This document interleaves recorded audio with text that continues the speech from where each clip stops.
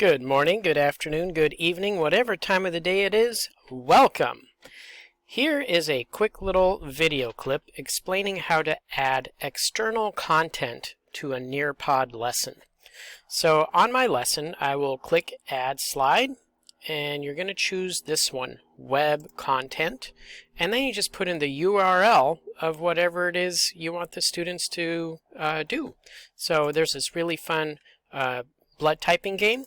So if I want my students to complete that, I just copy and paste the URL. Oh, sorry. You can even test the link to make sure it works. I suggest that because it doesn't always work the way you mean it to. So you check it and then you save. Now hold on. The problem is that that slide doesn't allow you to give any instructions, right? It's just paste the link.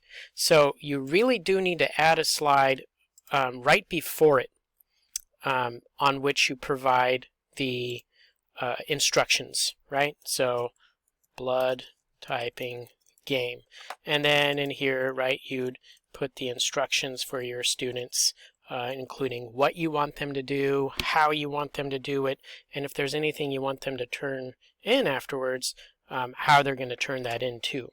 Okay, and then of course you need to make sure that you have those instructions before the web content, like that. And then that's how you do that. All right. Hopefully that makes sense to you. If you have any questions, give me an email and I'll get back to you as quick as I can. And I think that's it. All right then. Take care now.